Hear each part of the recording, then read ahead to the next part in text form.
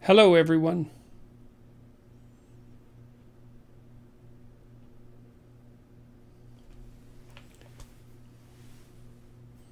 So the first question that came up, oh, there's something I want to say first. First, thank you for tuning into this Q&A. It's always much appreciated. It's a pleasure to do these, and they seem to be quite popular. It's been a while since I did one, but I've been on the road a lot and away from my computer, and so that's the reason, or the excuse. Take your pick. Hopefully it's a reason. I wanted to let you know too, those of you who don't know, I have worked on 2 programs online that are hypothetically helpful to people. One is selfauthoring.com, and that helps you write about your past and your present and your future. To catch you up, that's the past authoring program. To identify your faults and virtues, that's the present authoring program. And to make a vision and a counter vision for your future, and to make an implementable plan. They're writing exercises. I produced a 20% discount for all you Q&A people today. So if you use the discount code AUGUST at selfauthoring.com, then you can purchase the full set of programs for 20% off. And you have we have a 2-for-1 offer, so you can share that with a friend as well. So, and then understandmyself.com is a personality test site that enables you to get a Big 5 readout of your personality with each of the Big 5 traits: extroversion, neuroticism, agreeableness, conscientiousness, and openness, broken down into their 2 aspects. So you can get a pretty comprehensive view of your personality. And that code is also August, and that's in the description of the video in case you forget. So if you're inclined, you can use those codes and you can try out those programs. We know the future authoring program, for example, if university students do it, especially the ones that are struggling, it produces quite a marked increase in their propensity to stay at university and to get better grades. So the programs seem very, very effective. So if you're trying to straighten out your life, then I would recommend the self-authoring program. And if you're trying to understand yourself better, or someone that you know, then you could try understandmyself.com. So that's that. The other announcement, I suppose, is that I've done a tour now of about 65 cities with Tammy. Somebody asked how she manages this. She's exceptionally good at traveling and very low in neuroticism, thank God for that, because it's been a stressful time with lots of opportunity, obviously, and she likes to travel, and so she's very good at helping me manage this.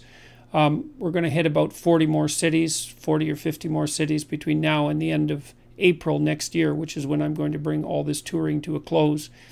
In September and early October, we're doing 20 cities on the eastern seaboard of the United States.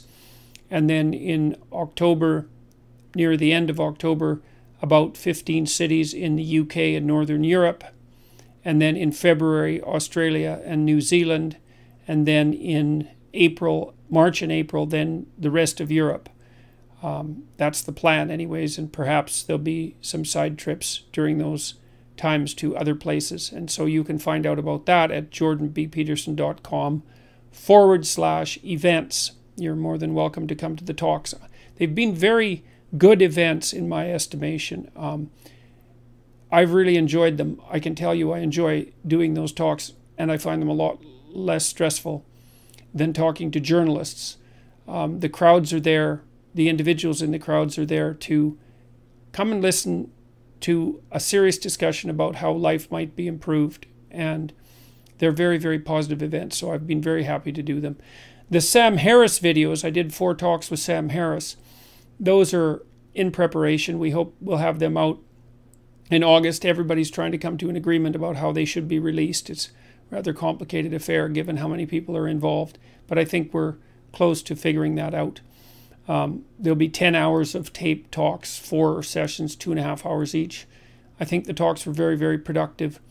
We'll see. The audiences seem to react positively to them, and they were very well attended. We had 8,500 people in Dublin, so, and about 6,500 in London, so those were very large crowds. So that's very cool. 12 Rules for Life has sold about 2 million copies now, and for those of you who are mathematically geek inclined, That's 57 miles of bookshelf if the books are stacked, as you would put books on a bookshelf. So that's a lot of books. And Maps of Meaning, I released the audio version of that June 12th, 2018, and it hit the New York Times bestseller list for audiobooks in July and August. So that was rather comical, given that 12 Rules for Life was never put on the New York Times bestseller list. So I thought that was an ironic little touch of fate, and I'm quite pleased to see how the audiobook is doing. If you like 12 Rules for Life and you're looking for something that delves more deeply into the same themes, then you could try Maps of Meaning. And I think the audiobook, which I read, is more accessible than the written book. People seem to be responding to it that way, so I'm pretty happy about all the positive things that are happening. Okay, how am I? That's the first question. How am I? Well, pretty good. Actually, my health seems to have stabilized substantially. I'm feeling pretty sharp. I have periods of some negative mood, although they're short and sweet, so to speak. But I seem to be sharp cognitively, and I can concentrate for long periods of time and get lots done. I've been able to do quite a bit of writing in the last couple of months, partly blog posts, partly also I had the privilege of being asked to write the introduction to the 50th anniversary version, single volume, abridged version of Solzhenitsyn's Gulag Archipelago. And I finished that about a week and a half ago. That took me about 2 months to write, about 3,500 words if I remember correctly. It was a daunting task to write an introduction to a book as tremendously influential and important and also of exceedingly high literary quality. So it was a daunting task to write that introduction, and I really wanted to get it right, and I hope I did.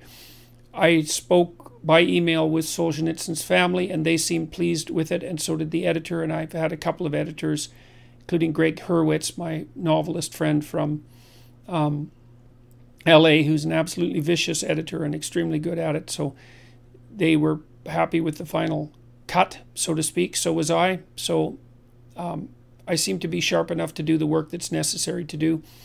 I've been working hard on the online university. I've got 3 people hired. They're all very smart, young guys.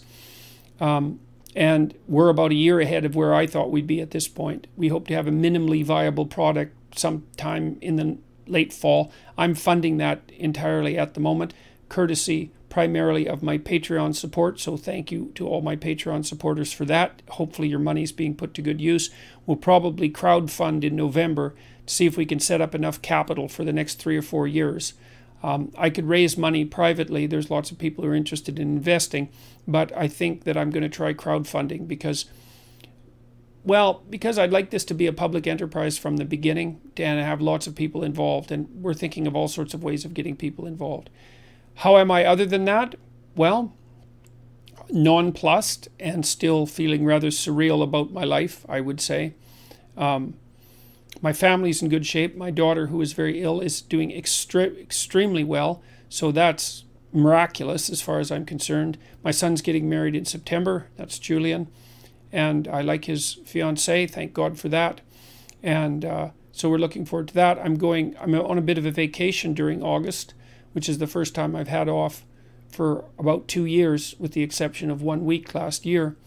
And I'm going to a family reunion in Vancouver Island and then to Saskatchewan to see my family. I'm going to do 2 talks in Saskatchewan while I'm there, one in Saskatoon and one in Regina. And I have a lot of family coming to the one in Saskatoon. So that, and then a little reunion after that, so that should be cool. So that's how I am. And I'm thinking hard about the next book. I have a new book contract about to be finalized, I think, in the next week. I'm hoping to release the next book, which will be 12 More Rules. Probably Beyond Mere Order is the tentative subtitle. I'm hoping that I'll have it done by spring, early spring, perhaps January of 2020, if not 1 year later. But I'm going to try hard to hit it so that I'm done by next September. I'm going to write nonstop from May to September, and then I plan to do biblical lectures from September through December. So the plan is to tour from January through May, essentially. Then to write for 4 months, then to lecture, to prepare the biblical lectures and so forth for 4 months. And so that should be next year. So that's an update. Hopefully that's all useful information. I'm very pleased about all the support. It's quite remarkable, all this interest in these complicated matters and complicated discussions. And it's so nice to see people concentrating on psychological and philosophical issues and leaving the idiot politics as far behind as possible, because it's certainly what would you call it? A distraction, and a dangerous one at that.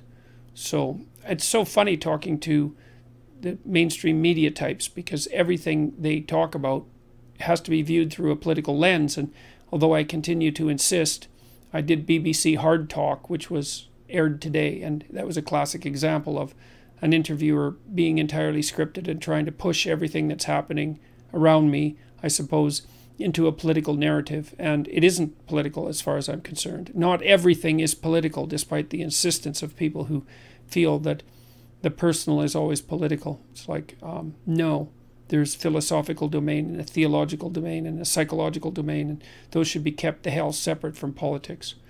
All right. What can a too agreeable young woman do to be more disagreeable and assertive if that isn't how she is temperamentally inclined?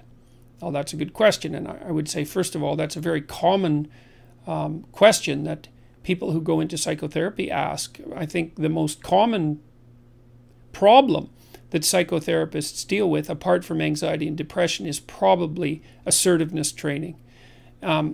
So the first thing I would say is you really need to figure out what you want. And I would recommend doing the self-authoring program, the future authoring program in particular, because if you want to stand up for yourself, you have to have your goals and your vision well laid out and well defined, and then you have to have a strategy that is matched to those goals, so that you know what you want, so that you know when you're not getting it. Otherwise, you're left with a vague sense of dissatisfaction and resentment, and that's a very, very difficult thing to articulate. And if you can't articulate it, then you can't negotiate. If you know what you want and you know why, then you can make a case for yourself. Okay, so let's assume now that you've laid out a vision and a counter vision, which the future authoring program also helps you do, so you know what kind of hell you want to avoid that you might drift into if you were too agreeable for the rest of your life. And that would be a hell that consisted mostly of people taking advantage of you all the time and you feeling resentful and bitter about it. Not something I would recommend. See, I think that women are agreeable because it helps them deal with infants, but it's not a great temperamental strategy for dealing with complex organizations in the adult world. So I think it's a price that women pay for also being adapted to have plenty of patience for very young children. And then you have to overcome that to some degree to put yourself forward properly in more complex hierarchies of accomplishment. So I would say once you have your vision established, your vision for the future, and your counter vision, so you're afraid of what will happen if you don't stand up for yourself, then you need to consult your resentment. Because if you're resentful about something, as far as I can tell, there's generally only two reasons. One is you should grow the hell up and quit whining. So you got to find out first if you're just feeling sorry for yourself, and you can think that through, make a pro and con case, and you can talk to somebody that you care about that. I'm not assuming that that's the reason, but that's one potential reason. If you're not merely feeling sorry for yourself, then you probably have something to say and something that you need. And you need to figure out what that is, and then you have to develop a strategy to put that forward. I've seen lots of people in my personal life and in my private practice not get what they want because, well, A, they don't specify it, and B, they don't ask for it. And if you're negotiating, say, for a raise or for a promotion and so forth, you have to put yourself forward. You need to tell the person you're working for why you should be treated with more consideration or respect, or have more resources devoted to you, or more authority shifted to you. And you have to make a case for that, a compelling case, so that they have a reason to attend to you. And they're not going to notice, because most managerial types are so overloaded with work that they never notice when anything's going right. They just notice the things that are going wrong. So you need to make a plan, You have to have a strategy that goes along with that plan. You have to have articulated arguments for why a certain form of treatment is appropriate to you. And then you have to have the courage to put that forward. And I guess you have to remember that you owe yourself as much as you owe other people. You have to take care of yourself like you take care of other people. And that's a moral duty. And if you practice that, you can do it. And a lot of that's also associated with telling the truth. You know, you don't have a better friend than the truth, even though it can be very harsh in the short term. And so if you're unhappy at work because you're being taken advantage of, then you have to strategize yourself out of that. You have to learn to negotiate. And a lot of that also means that you have to overcome your hesitancy to engage in conflict. And you got to think about it this way. Negotiation and conflict are somewhat indistinguishable. And it's easy moment to moment to avoid negotiation and conflict, but you pay a terrible price for it in the medium to long term. It's better to face the conflict forthrightly in the present and make peace for the medium to long term. And there's courage in that. So that's the other thing I would say is gird up your loins and allow yourself to act courageously and truthfully. Truth is your best bet if you're too agreeable. So, you know, you also might find that you have a pretty good critical intelligence, but that you think it's mean, and so that you keep it hidden. Some of the smartest women I knew who were very, very agreeable had unbelievably good instincts with regards to figuring out what other people's motives were, but they were ashamed of their suspicions. And really what that meant was they ended up being ashamed of their critical intelligence because they were so agreeable. So it may be that the darker part of you, the shadow part of you, knows things that you could know if you were willing to admit that they were true. And so you have to give some credence to your darker element, I would say.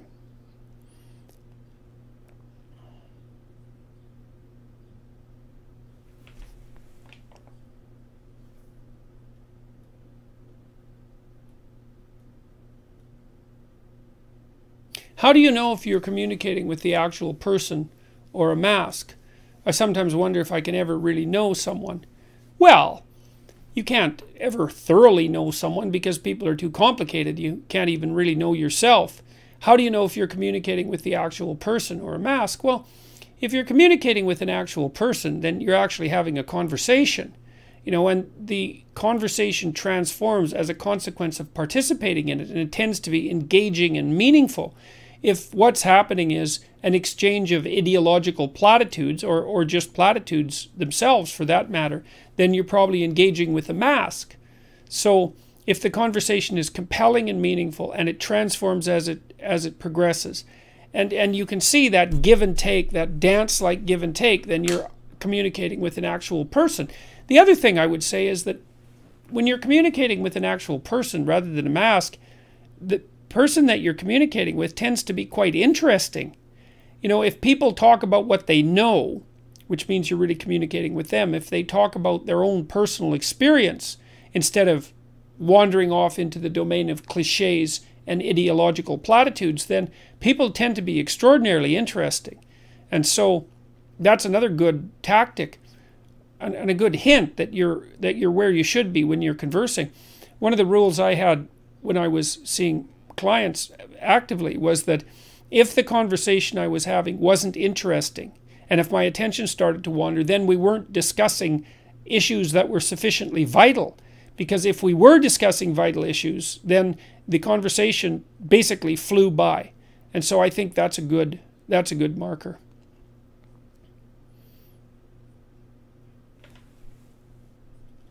What new wisdom have you acquired in the past few months that you want to share with us? Well, I've got one, I think. I've thought up a bunch of new things, but this one I'm really happy with. I figured out why, you know, some of you know that there's a mythological trope that I discuss fairly frequently about rescuing your father from the belly of the dragon or the belly of the beast. It's a motif that you see. Well, you see it in The Lion King. You see it when Simba is being initiated by the baboon. I don't remember, Nafiki, I think his name is.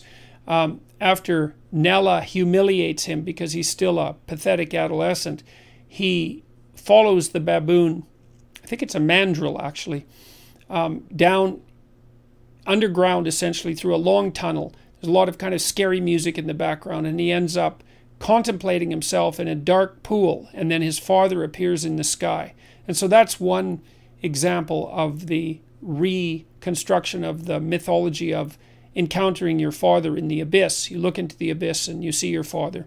And then in the Pinocchio story, Pinocchio, of course, when he's trying to become a genuine human being, instead of a marionette pulled by other people's strings, or a neurotic, or a liar, or a jackass, because those are his alternate destinies, he goes down to the darkest place he can find, the bottom of the ocean, and finds the biggest monster he can look at, and inside he finds his father, and then rescues him. And the question is, why do you find your father when you look into the abyss? And I really do think I figured this out, and it's quite exciting to me. It's such a brilliant image. So we know as clinicians, and also I would say as sensible people, but there's good clinical documentation of this, that if you find out, imagine someone's pursuing a goal, and some of the things they have to accomplish or confront on the way to that goal frighten them, and they start to avoid, and then they get more afraid, and of course their ability to pursue their goal or to accomplish their goal deteriorates because they're avoiding. If you're a psychotherapist, or even a friend, or a supportive loved one, let's say, you're going to encourage the person to face the challenges that are making them afraid, to face them voluntarily. And what happens as a consequence of that is that the person usually is able to overcome those fears and develop the necessary skills and to prevail. And that's partly because, not so much because they get less afraid, but because they get more skilled and more courageous. And so imagine that if you bite off a little more than you can chew, you get stronger as a consequence. And you do that in the gym, for example. When you go lift weights, you lift weights that are a little heavier all the time. And as a consequence, you develop yourself physically, and you turn into who you could be. You turn into more than you are. Okay, so if you face fears a little bit at a time, fears and challenges, and you do that voluntarily, then you become more than who you are. Okay, now let's recast that in archetypal language and make it into a kind of ultimate. So if you want to become everything that you could be, then you look into the abyss itself, which is the darkest place that you can possibly contemplate. And that would be the terror of mortality and insanity and of suffering and of malevolence, all of those. It would be like looking into hell, I suppose, to some degree. And then by voluntarily doing that, then you call upon the strongest part of yourself to respond. And the strongest part of yourself is symbolized as the sleeping father nested inside the beast. And so the fundamental truth when you look into an abyss is that you don't see the abyss if you look long enough. It's like an answer to Nietzsche's conundrum. If you look long enough into an abyss, then the abyss looks into you. It's like, well, if you look long enough into an abyss, past when the abyss looks into you, you see who you could become in the form of the great ancestral figures nested inside the catastrophe of life. And then you can join them, so to speak. You can incorporate that and become stronger. And you do that partly by taking on the challenge voluntarily. And that informs you, because you learn when you take on challenges voluntarily. But you also do that as a consequence of psychophysiological transformation, because when you place yourself in challenging situations, let's say the abyss is the archetype of the ultimately challenging situation, then you turn on new genes in your nervous system and in your body that code for new proteins, and you build new structures inside of you. And none of that's going to happen without the demand that's placed on you by willing to confront the full terror of life. And so then I would say the full terror of life is something like the reality of suffering and death, and the ever-present and the ever-looming presence of malevolence in your own heart and in the heart of other people. So it's evil and suffering. And to confront that is really, well, you risk blindness by confronting that. That's also a very old story. You risk damaging your vision. But if you do it forthrightly, then you discover who you could be as a consequence. And who you could be is the solution to malevolence and suffering. And so that just blew me away when I figured that out. It was partly a consequence of having lengthy discussions with Sam Harris and thinking this through more and more and being pushed to think it through. But I think that's an absolutely staggering, what would you call it?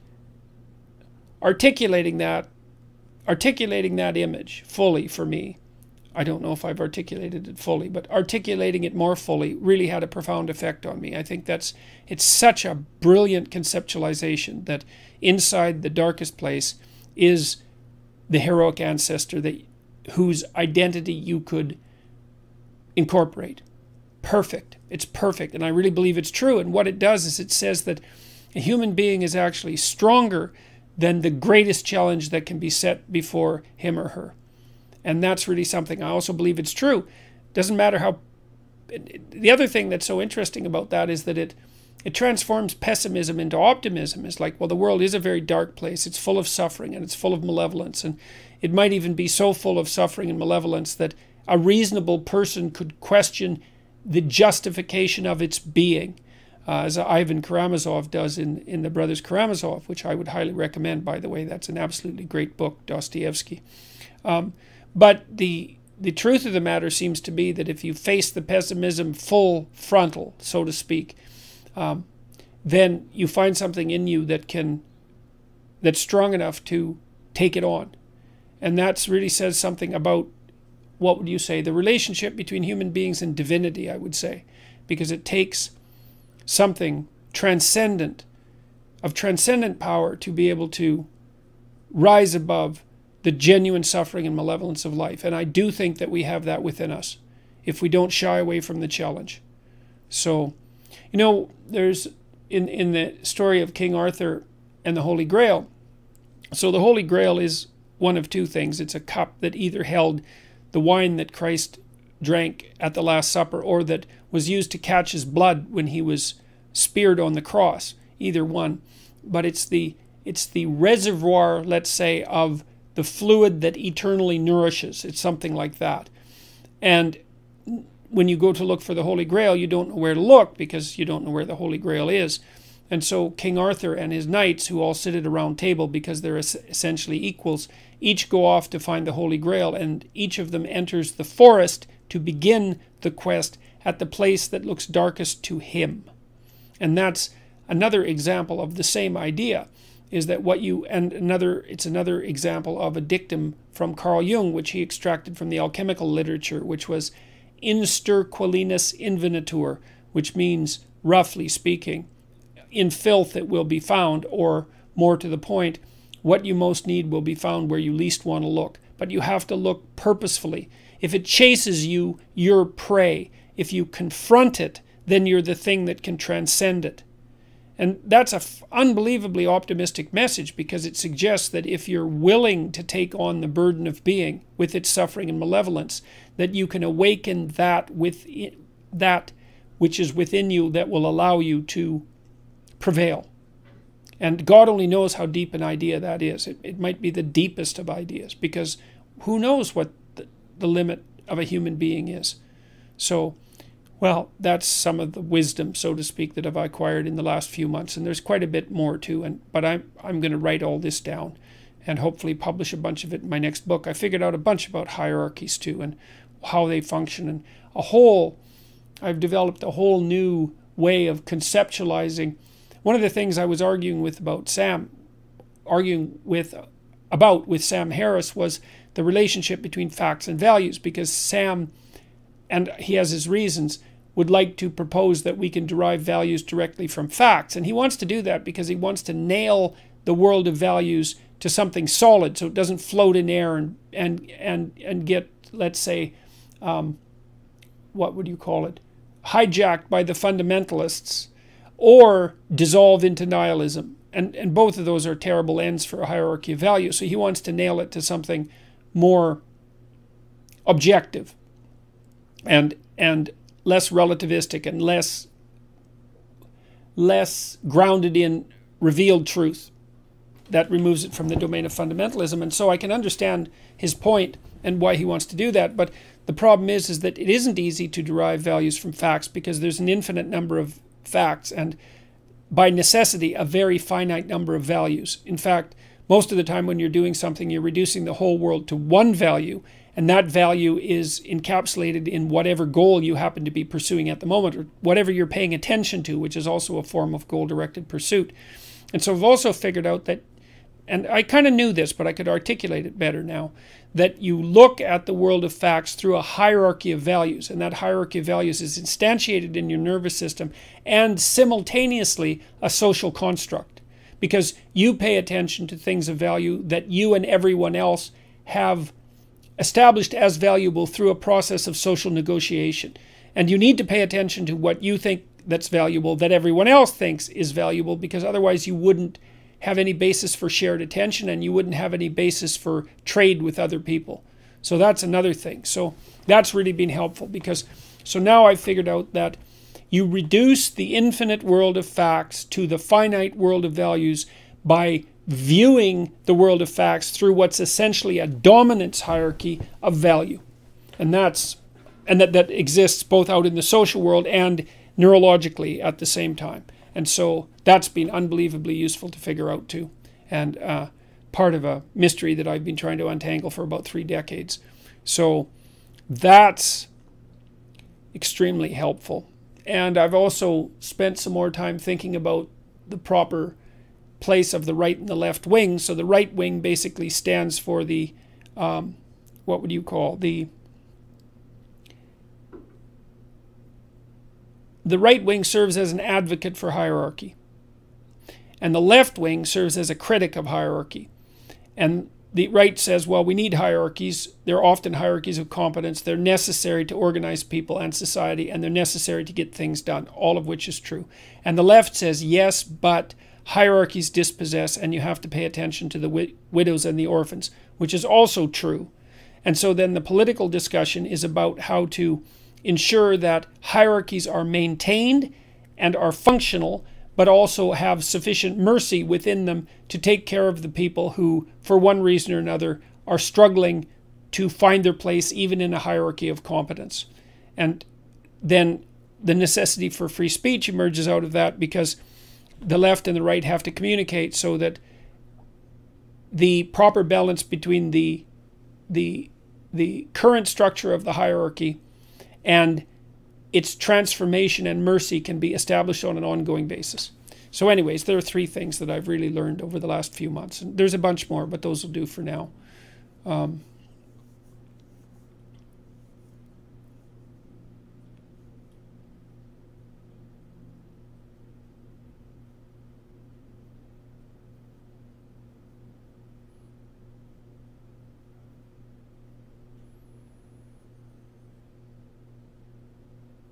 If too much masculinity is tyranny, but the right amount is order, and too much femininity is chaos, what's the word for the right amount of femininity? That's a really good question. I read that a bit earlier, and I couldn't come up with something immediate. But the only thing I can think of is that often femininity has been characterized as wisdom. And maybe that's... So the wisdom that God, in the Judeo-Christian tradition, that God consults is feminine. That's an old tradition. And maybe that's because order needs to be leavened with the right amount of chaos in order for wisdom to emerge. The order, it can be blind and tyrannical and dead. And so it's the mixture of the right amount of chaos that turns that order into wisdom. And then that wisdom is often personified as feminine. Now, that doesn't exactly answer your question, because it doesn't make the right balance. You still don't have tyranny, order. You still don't have order, tyranny, chaos. You're still missing the proper word there. It's a good question, and the wisdom idea is the best I can make of it for now. Is it better to marry someone with your temperament, or a contrasting complementary temperament? Well, there is evidence on this, and basically you don't want to marry someone with whom you're too mismatched. Now, the only possible exception to that is neuroticism. You know, neuroticism is a good predictor of marital trouble, and it's a good predictor of trouble, period, or perhaps sensitivity to trouble, which is in some sense the same thing. It's very, and I don't know of any research specifically pertaining to this. Now, I know that people who are high in neuroticism are more likely to miss work and to visit the doctor and to and to be unhappy in their marriages and so forth. And that may also account for why 75% of divorces are initiated by women. And I think women are more sensitive to negative emotion, partly because they have to take care of infants and need to be more sensitive to threat, and perhaps because sexuality is more dangerous to women, and perhaps because women are physically smaller. And all of this seems to kick in at puberty. Anyways, it isn't obvious to me that you want to match someone with regards to neuroticism if you're high in neuroticism. I think if you're high in neuroticism, you need to find someone who's low in neuroticism, because then you have someone around to calm you down. Now, apart from that, the research literature does indicate that match is better. And you can see why. It's hard for extroverts and introverts to get along, especially if they're extreme extroverts and extreme introverts, because an extreme extrovert always wants to be with other people and in groups, and an extreme introvert hardly ever wants that. And that's a very, very difficult thing to negotiate.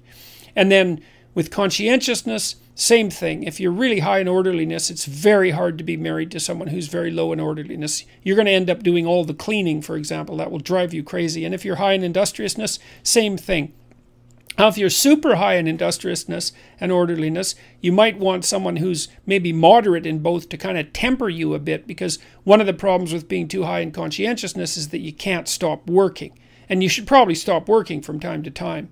Agreeableness, same thing. Hard for an agreeable and disagreeable person to get along. You know, the agreeable person will always be... The disagreeable person who won't shy away from conflict is likely to dominate the agreeable person quite badly.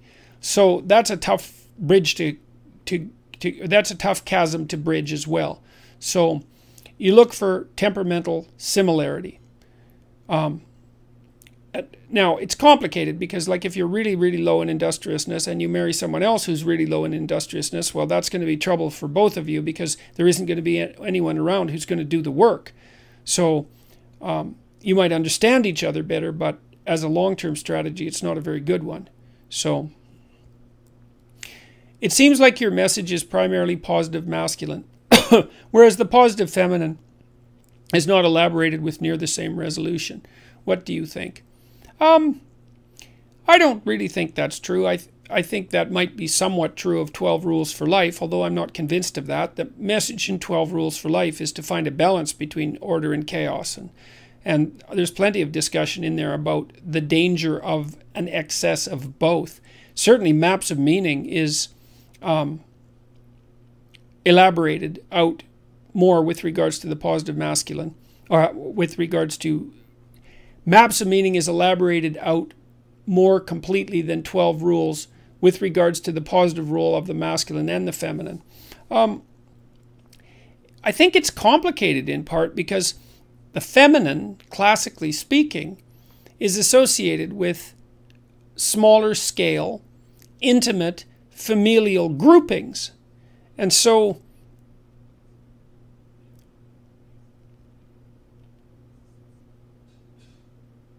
in a world that's obsessed with adaptation to large-scale social systems, it's harder to make a case for the role of the feminine. We don't really understand the role of the feminine in large-scale social structures. So, and you know, we don't have a cultural myth, apart from Beauty and the Beast, let's say, that describes the role of an independent female operating in the fundamentally masculine social world. And we don't even know what something like that would look like. And there aren't guiding stories to some degree, because women haven't been able to do that except in the last 100 years.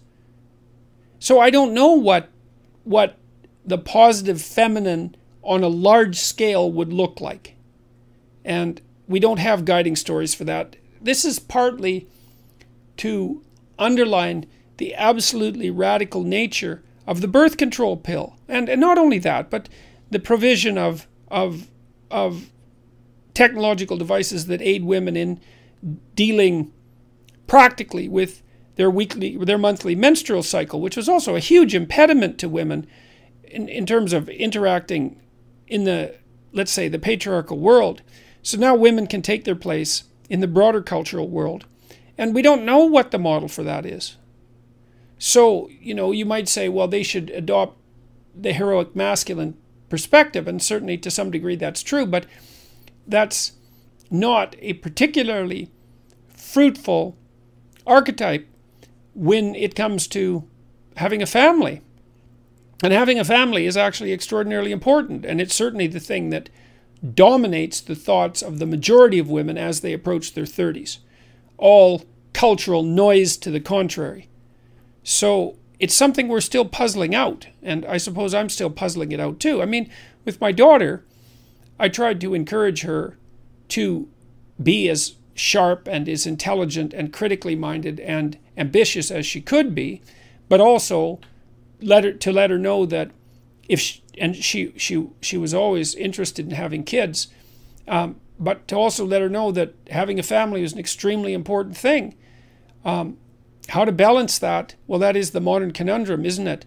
We want to figure out how to maximize our access to the talents of women, but also to set up a situation where it's possible for talented women, and women of all talents, let's say, as well, but talented women who have options in the workplace to also have a family. And this is a tremendously complex problem, and it isn't clear how it's going to be solved.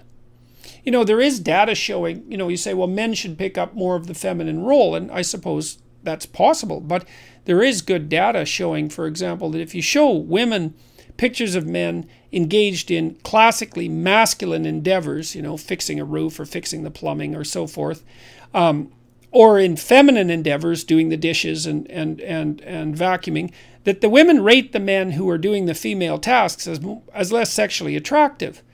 And so it's not all on the men with regards to the utility of them picking up a more feminine role. You know, and it isn't necessarily the case that women will find men who are more domestic also maximally sexually attractive. Those things don't necessarily go together. So this is very, very complicated. So I'm quite shy, and when asked questions in public, I find it hard to articulate a good answer, but will come up with a strong response hours or days later. Any advice? Yeah, I have some advice.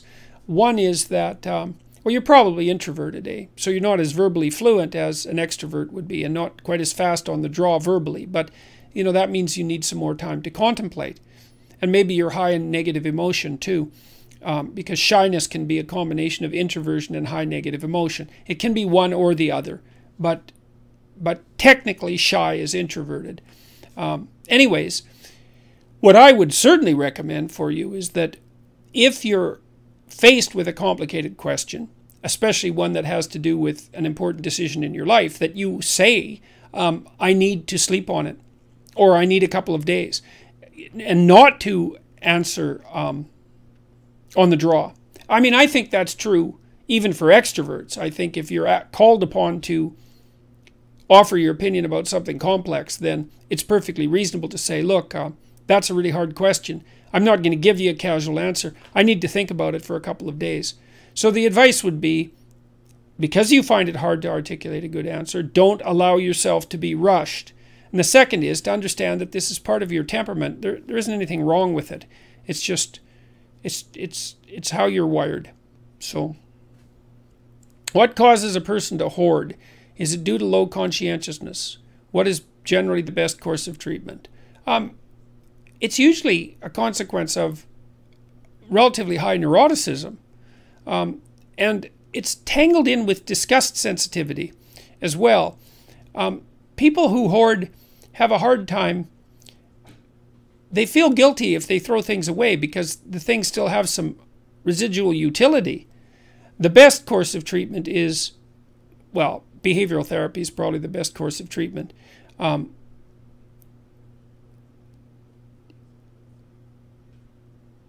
to plan what needs to be thrown away. And to work with a person that can help you make the hard decisions that need to be made if you're hoarding. All that hoarded material is it's decisions that have been put off.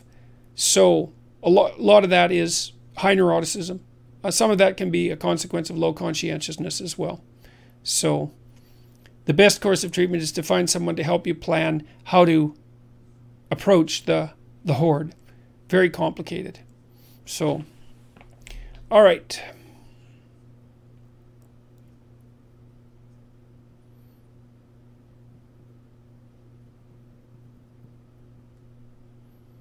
Which Hogwarts house would you be in?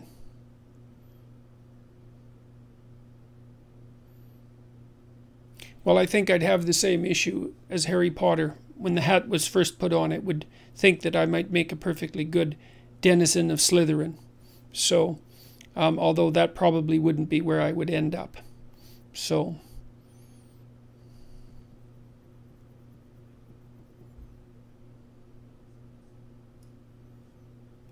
what is your take on an astrological basis for significant dates in religious stories? Example, Christian religion is a parody on the worship of the sun. Well, it's certainly not a parody. Religious systems, as they expand, tend to incorporate everything that's quasi-religious in the culture. And there's certainly no shortage of solar symbolism in Christianity. I mean, it's not fluke that Christ is the sun and there are 12 disciples, just like there are 12 astrological houses. And it's not fluke that the birth of Christ takes place essentially at the same time as the shortest day of the year and the rebirth of the sun. All of these things line up. Now, whether that's synchronicity or whether it's the attempt by the collective imagination of human beings to align everything under a single truth, that's a very difficult thing to say. Or maybe there's a single truth at work. But the idea that Christian religion is a parody on the worship of the sun is definitely not the case. It's more like it's incorporated elements of the worship of the sun over thousands and thousands of years. And that's a very complicated issue. If you're interested in that, you could read Aion, A-I-O-N.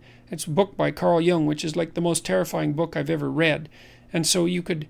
There's a deeper analysis of the relationship between astrological speculation and the emergence of complex religious stories. So,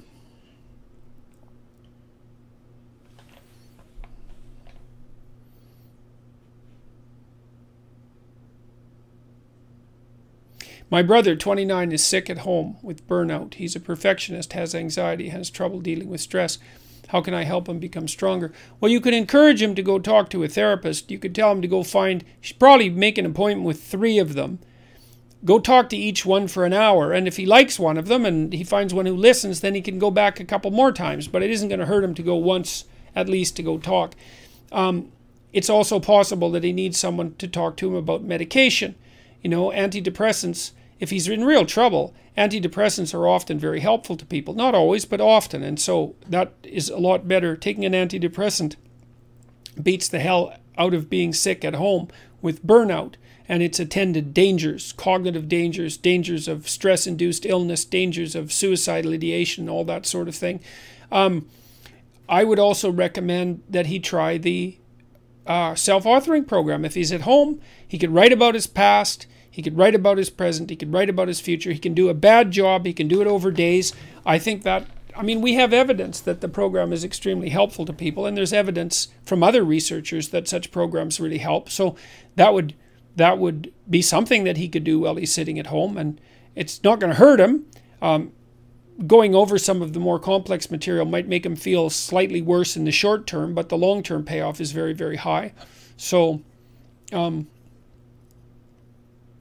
that's what I would recommend. Encourage him to go talk to somebody. And he needs to make a plan. He needs to come to terms with what's happened to him, and he needs to make a plan. And he might need to talk to somebody for a long time to figure out what the hell's going on. You know, and we also don't want to rule out, neither does he, the possibility that there's something physical wrong. You know, because there's increasing evidence that the depressive disorders, and that would include anxiety, are a consequence of such conditions as generalized inflammation. And that's really worth looking into. So I think a lot of the things that we think are psychological have a more pronounced physical basis. So, yeah. How do you dress so well? Any tips? Well, you know, thank you. I started buying nice clothes, let's say, this year, really. I had some decent suits before that. I did some research online to find out who good suit manufacturers were. You can look that up. But before this tour, I went and talked to a good tailor, expensive place. I felt terrible spending so much money on clothing. But I felt that if I was going to go talk to, it's been 200,000 people, that I was going to do it right, and I was going to invest in some decent clothes. And even though it hurt my cheap Northern Alberta soul to do it, it was definitely worth it. So you go talk to someone who knows what they're doing. Go talk to an actual tailor, and you can do some research online. There's lots of resources online that are devoted to helping men figure out how to dress. Three-piece suits look really good. I've got them tailored and fitted, so they're not bespoke suits. They're off the rack, but they've been tailored, and that makes a big difference. All the subtle things that tailors do, they tuck it in around the waist, they cut it to your body, all of those things help. It's really good to have a good pair of shoes, a couple of nice ties. I learned how to tie a full Windsor knot recently, and that actually helps. You don't want your tie to look too skinny. Lots of people have been dressing up to come to my talk, so it's nice to see a lot of young men come well-dressed, often in three-piece suits, but not always. And it's really good to see them dressed like grown-ups. I think that's a real plus. I had a rule that I didn't write in 12 Rules, which was dress like the person you want to be. I kind of took that from Nietzsche, because Nietzsche said, every great man is an actor of his own ideal. It's a very nice aphorism, and basically what it meant was that sometimes you have to act out what you want to be before you become it. You have to pretend. And it's not a lie. It's really a pretense, like children pretend to be a father before they grow up and become a father. It's a form of practice. And so tip 1 might be figure out who you want to be. Tip 2 might be, well, then dress like that person. That's a good start. And because I think if you want to become who you want to be, then no detail is too small to overlook. And certainly it isn't exactly that people judge you by your clothes, although they do to some degree. It's that if whatever you can have going for you, you might as well have going for you. That's how it looks to me. And certainly my experience has been that the response to my improved wardrobe has indicated that the investment was clearly worth it, indisputably and clearly worth it. And it's nice to be dressed sharply to go in front of an audience. It's a sign of respect to the audience. There's other ways of showing respect to an audience, but that's certainly one. And so it's been extraordinarily worthwhile. I would say if you're going for a job interview, if you're at any critical point in your life, then you should dress the part, because you want to do everything you can to tip the scales not in your favor exactly, but in favor of having the right thing happen. So you have written an article on how to write. Can you do the same on how to speak?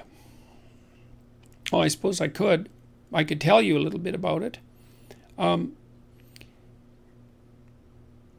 If you're going to speak about something, you need to know a lot about it. You need to know 3 or 4 times as much as you're going to speak about at minimum. So first of all, you have to do your background research. You have to have multiple stories at hand that you can use to illustrate your point. And you have to have a point. You have to organize what you're talking about around a problem. So before I go on stage to speak on my tour, I always sit for half an hour, some of which involves usually about 5 minutes of anxiety. And I think, okay, there's a problem I'm trying to address tonight, a central problem or a theme. What is it? It might be courage, it might be responsibility, it might be meaning. I think, and that serves as an organizing principle. So that would be the point. And then basically I organize, say, a dozen stories around that, and I can kind of arrange them in it as a journey, and it's a journey that circles the main point. And so I'm trying to explore it, to say what I think about courage, let's say, but to take what I'm thinking farther than I've taken it already. And so that I can plot out, little 5-minute stories that I have that are associated with courage. And then I can talk to the audience. And I would say, talk about what you know. Use your personal experience, because that's that's something that you're actually a master of. You can bring in other material, but it has to be tied to the real world through your own experience. Otherwise, it's not real. It's also very good to speak directly to the audience, to the individuals in the audience, because I'm always looking at a single person, one after another, and focusing on them and talking to them, just like you'd have a conversation with someone. And that way I can see if they're following along. And I'm always listening to the audience. What I really like to hear from the audience is no noise at all, silence. Because if the audience, especially, you know, if it's a couple of hundred or a couple of thousand people, if the audience is dead silent, then I know that I'm on the right track. And so, and the other thing I would say is you're telling stories. So every fact that you relate, or every set of facts, has to be tied to a story. There has to be a meaningful output, which is something like, why is it important to your life that you know this fact? How is it related to how you're going to conduct yourself moving forward, or how you're going to see the world? So, because that's kind of the essence of meaning. How does this fact change the way you perceive the world or act in the world? That's the meaning of the fact. And facts without meaning are dull. So you need to know that. You need to tell the truth. That's for sure. And I mean, for me, my talks are really, they're an attempt to explore a set of ideas in the most truthful way that I can manage. And that's also an adventure, because letting yourself speak freely about a topic, you don't always know where it's going to go. And so, but that also hooks in the audience, because they're along for the ride, right? And there's a risk. The risk is you might forget where you are, you might lose the thread, you might say something you regret, you might get confused.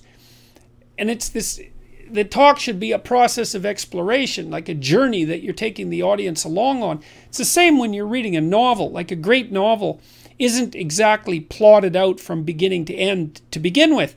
The author is taking himself or herself and you on an intellectual adventure through the character development, and the characters have to be allowed to live and to express themselves, and the novel needs to unfold. It's like a colloquy between the conscious mind and the unconscious source of inspiration. And the novel is actually a journey through a characterological landscape, and the author shouldn't know where he or she's going to end up at the beginning. Same with an artist and who's writing a song or a piece of music or a piece of visual art. There has to be play and exploration along the way.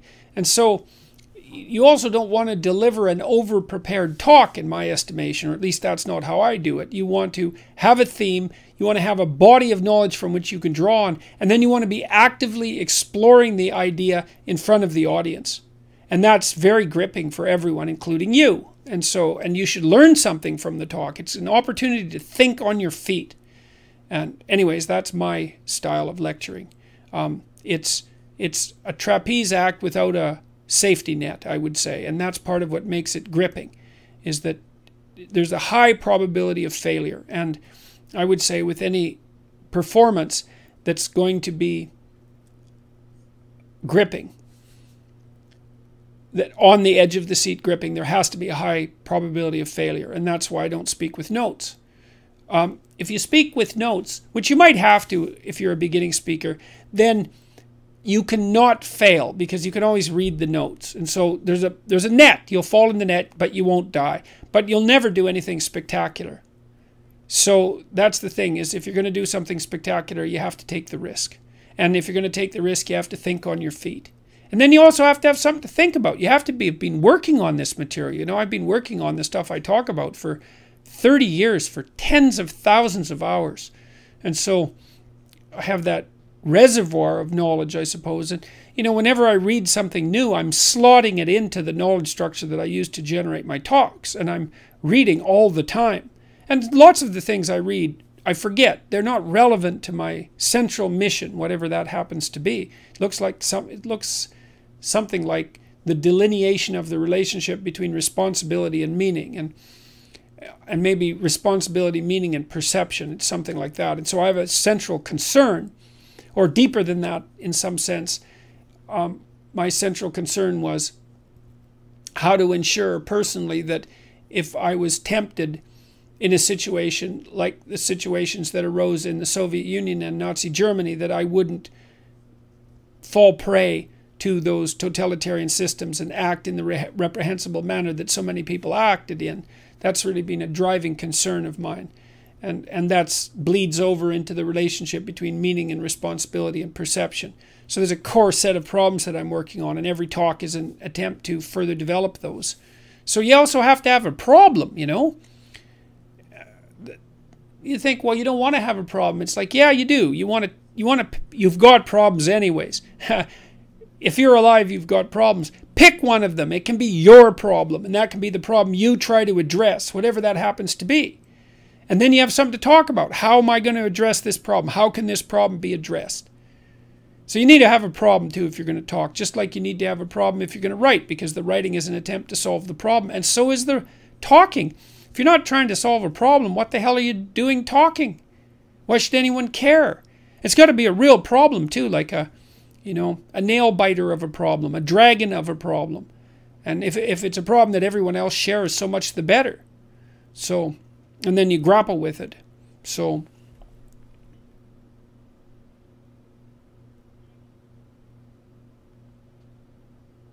thoughts on the Eastern idea of moving away from excessive thinking into the awareness beyond thinking, removing it from the driver's seat to be used more as a tool. Yeah, well, I thought a lot about this in relationship to a couple of ancient ideas. The one Mesopotamian idea, characterization of Marduk, who was the highest Mesopotamian deity. It was Marduk who carved up the goddess of chaos Tiamat into pieces and made the world out of her pieces. So Marduk is the force that confronts chaos and builds habitable order, like the Logos in Genesis.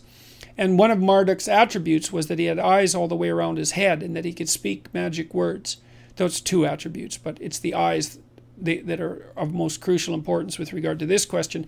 Then there's Horus, the Egyptian god, who's the famous eye, and Horus is really a deification of attention, I would say. And there's a difference between attention and thinking.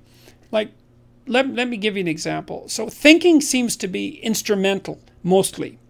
So if you're people also often say to me, well, what's your strategy when you go into an interview? And the answer is, well, I don't have a strategy when I go into an interview because I'm there to have a conversation. And I'm not sure where the conversation will go, and I'm willing to let it go wherever it goes.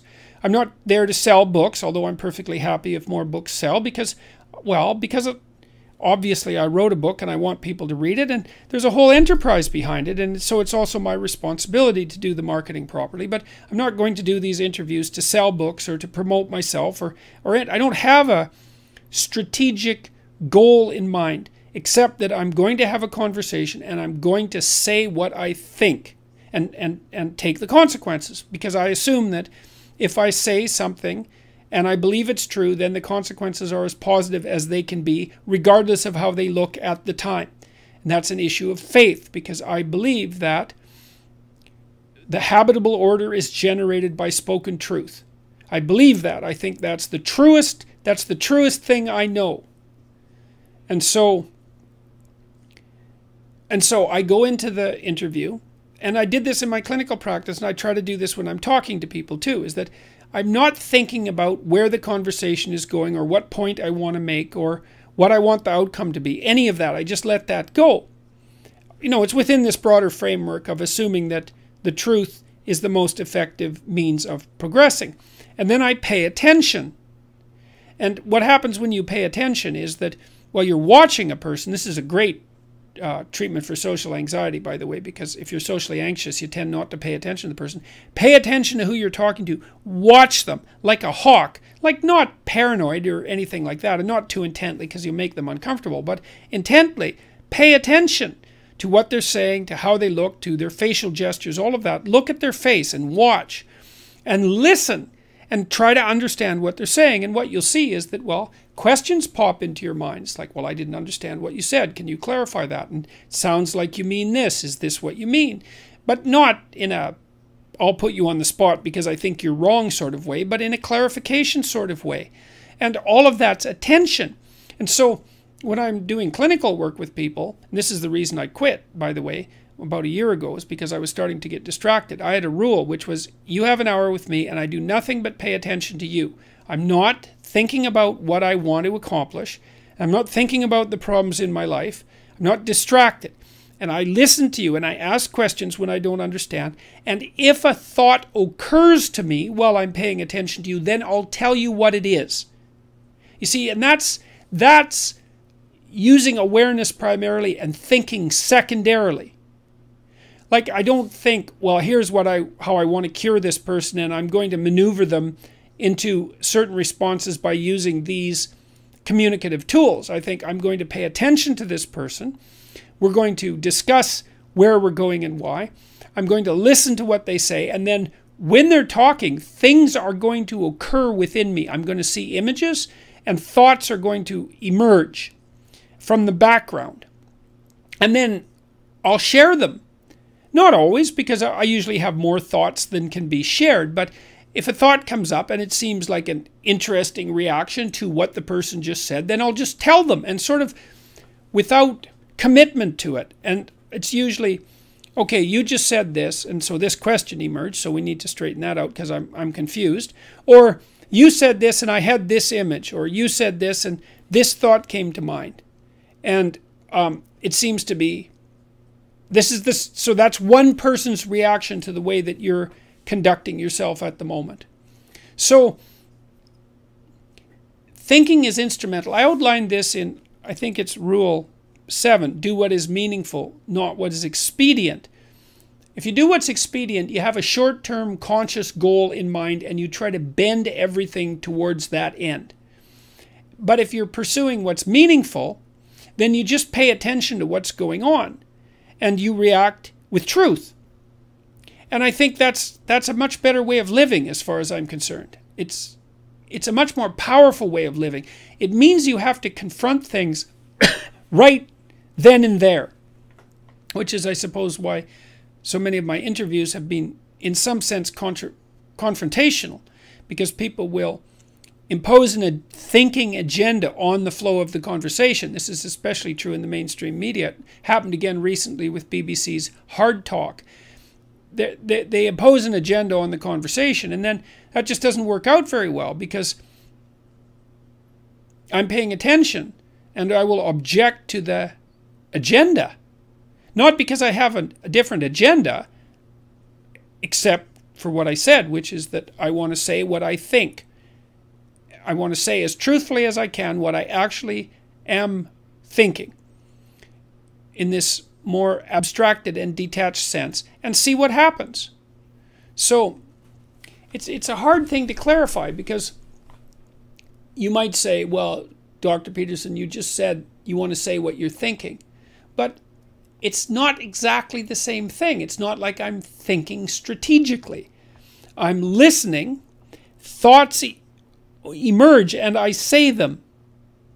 I'm not trying to manipulate. I'm not putting spin on things. I'm not trying to manipulate the conversation in any particular way. And again, the reason for that is because I decided a long time ago, probably 30 years, that there was no more effective way of dealing with a complex situation than to try to say what you believe to be true. And not to manipulate it, none of that. It just doesn't, because those are all lies as far as I'm concerned, that kind of manipulation and spin. So,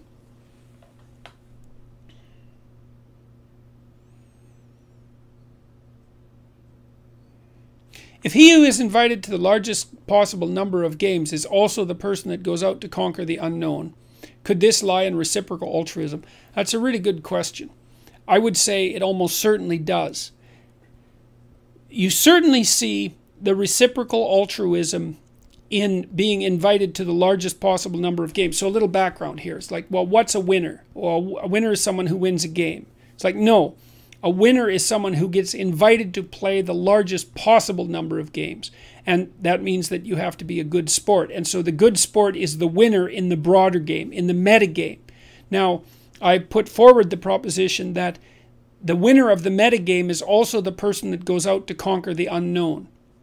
Now, let's see if we can take that apart a little bit. Well, one of the attributes of being a good sport, let's say, is that you're trying to extend your skill during the game. And so you are confronting the unknown in the game because you're trying to get better at playing the game.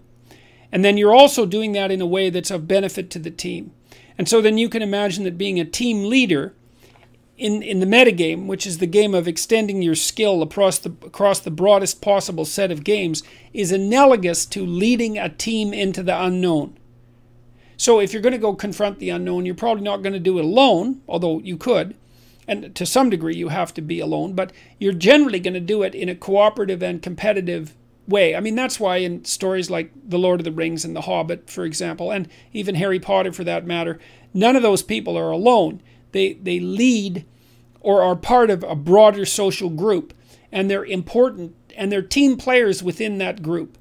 So the team player element seems to be something that's common to conquering the unknown and to reciprocal altruism and to being invited to play the largest number of games. And the question then is, what makes an effective leader? And an effective leader is someone who's able to synthesize the group and to lead it forward towards the goal. Yeah, that's it. And, you know, in a game, obviously, the good player is leading the team forward to the goal. And it's the same in a quest. The good player is the leader who's leading the team towards the goal. So there's a deep analogy there. And it's not just reciprocal altruism. I don't think that's quite the right terminology, though, because there's an element of pragmatic competence that goes along with it, too. You can't merely be willing to engage in reciprocal altruism to be a good player or to conquer the unknown. You also have to have skill and discipline. So I would say reciprocal altruism is necessary but not sufficient precondition, right? Talent, skill, ability, all of those things are, creativity, all of those things are also important. So that's a bit of an answer to that, but it's a very, very good question. So please confirm if your Harry Potter Patronus would in fact be a frog. We need answers, Doctor. Well, you'd certainly think that, wouldn't you? A frog. Well, I think that's obvious. It's got to be a frog. Or maybe a lobster.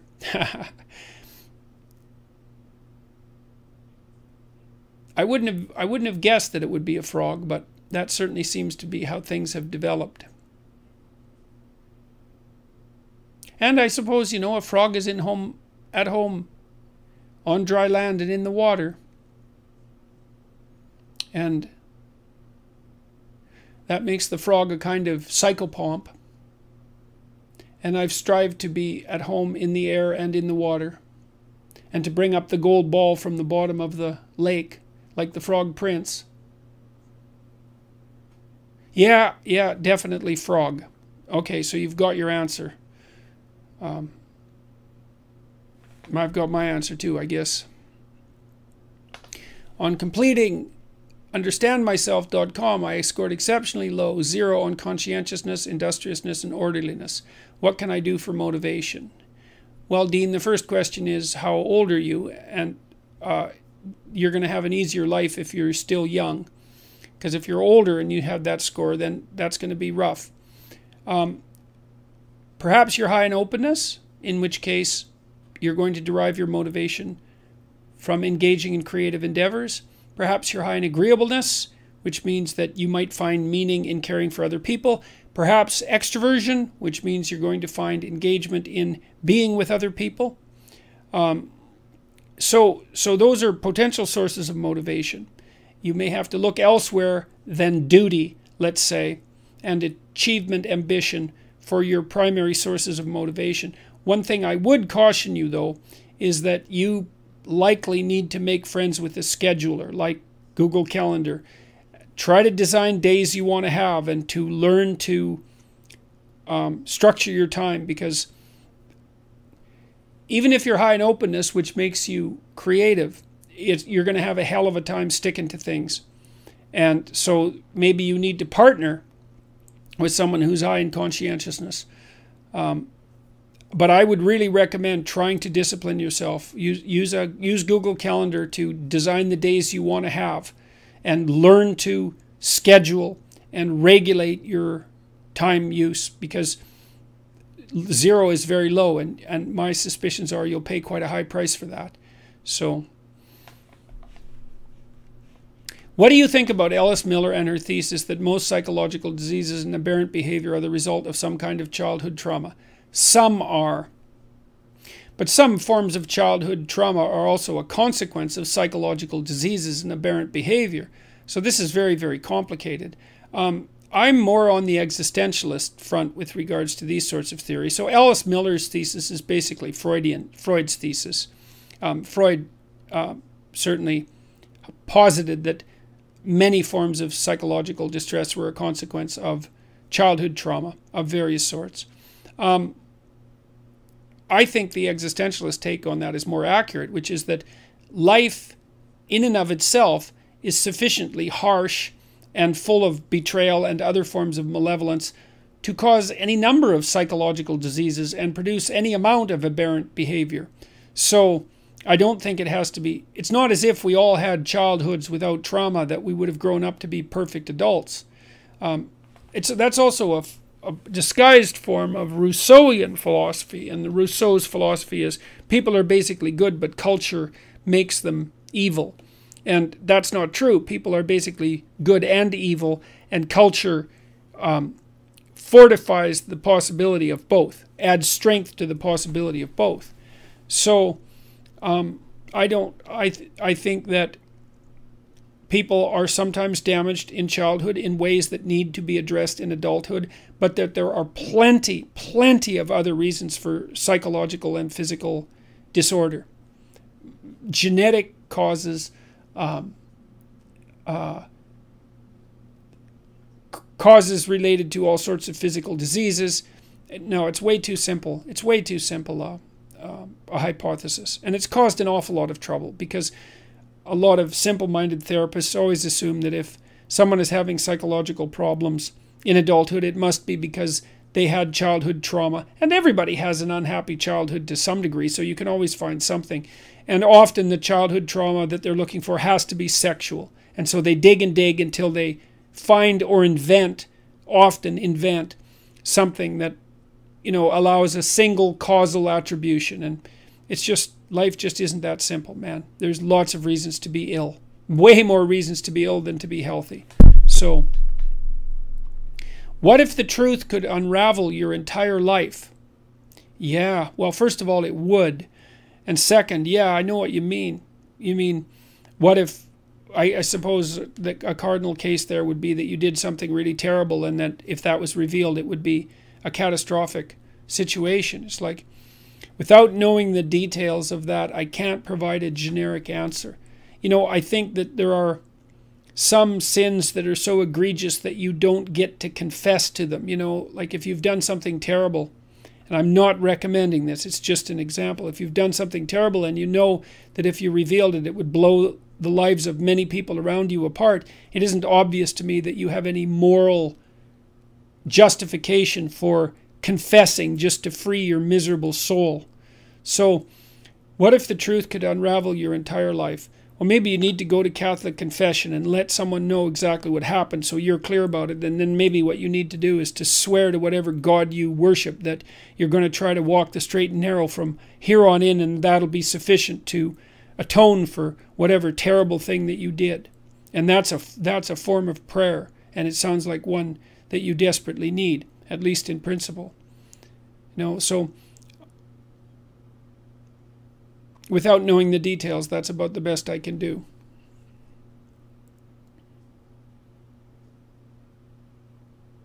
I think what put you over with so many of us was the constructive message of how to be a good man. Well, a good person, I would say. Do you think that's where the media want you to go? I don't know. Generally not. I mentioned this earlier, is the media, as it disintegrates, and it certainly is disintegrating at an incredibly rapid rate, everything is political. It's as if the philosophical and the psychological and the theological don't exist. And, you know, increasingly in my interviews, I've been talking about what's been happening at my lectures on my tour and describing the fact that the vast majority of the audience isn't there for political reasons at all. They're there because they want to figure out how to have a responsible and meaningful life. And it's as if that story just doesn't exist. The framework, which is basically a political framework and increasingly a politically correct framework, doesn't allow that to exist as a reality. And that's why, well, I'm much more comfortable lecturing to the crowds that have been coming to see me than I am talking to journalists. It's become, I have been limiting my interactions with journalists, even though that might not be self-evident yet. I have been trying to do that. The demands have been increasing. So the proportion of media invitations that I'm responding to has fallen dramatically, even though the absolute number hasn't declined as precipitously.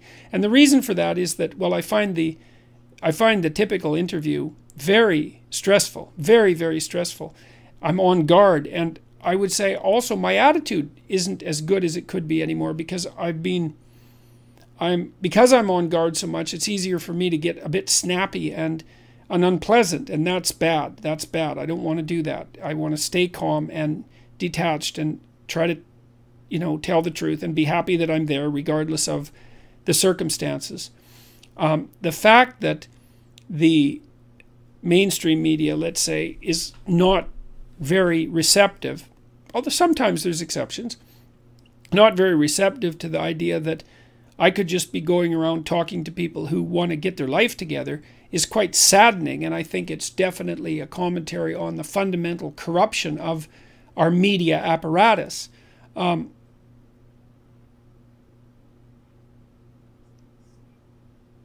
think it's better to talk on YouTube, to speak on my podcast, to do these lectures.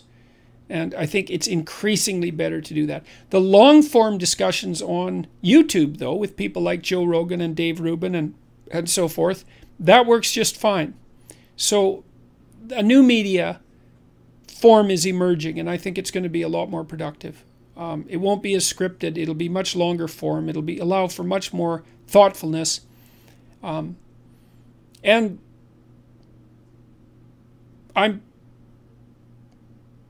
it's okay. It's not like the media exposure, although it's been stressful, it's not like I'm not grateful for it. Even people who've put me on the spot very badly have ended up doing me a tremendous favor. But the problem is that because I'm becoming too much on guard, and I've noticed a developing sense of impatience within me and some suspicion, and that's not good. I don't want to be in situations where those are my fundamental orientations. It's a sign of a certain amount of internal corruption on my part, and I want to be in situations where I'm speaking honestly to people who are honestly listening. That's a good situation. So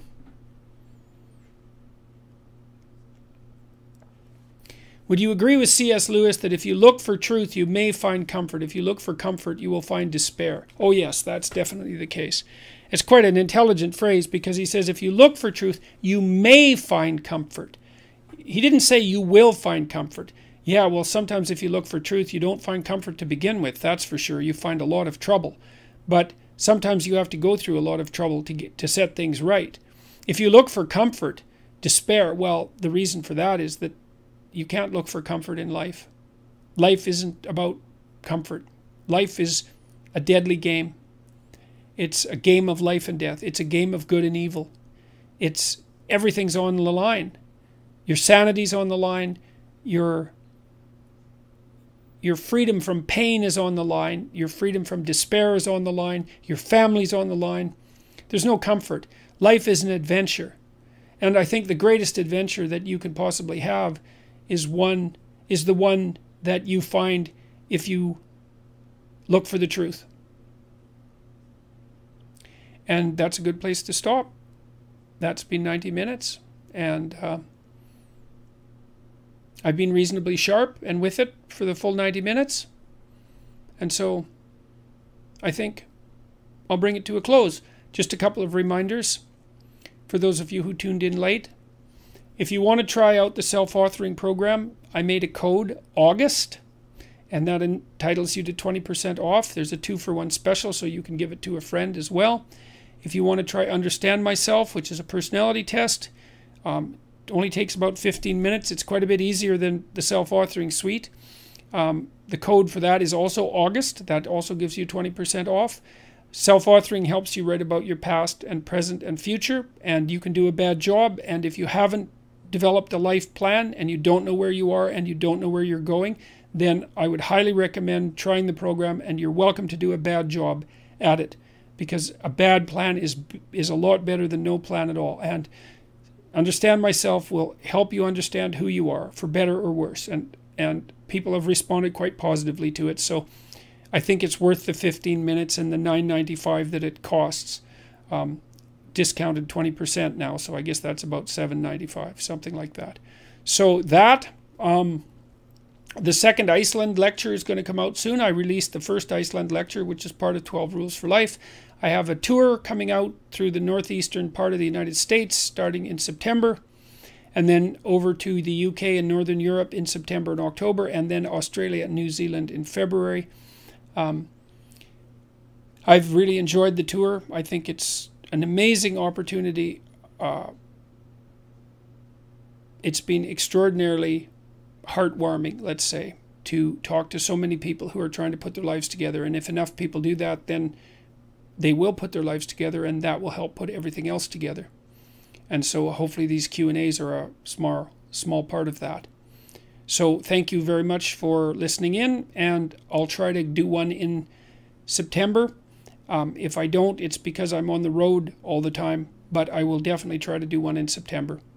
So thank you to my Patreon supporters. I mentioned to you guys that I am working hard on the online university, and I've hired 3 people to work on that, and that we're about a year ahead of schedule, I would say, where I thought I'd be. So in 3 months, we're a year ahead of where I figured we'd be.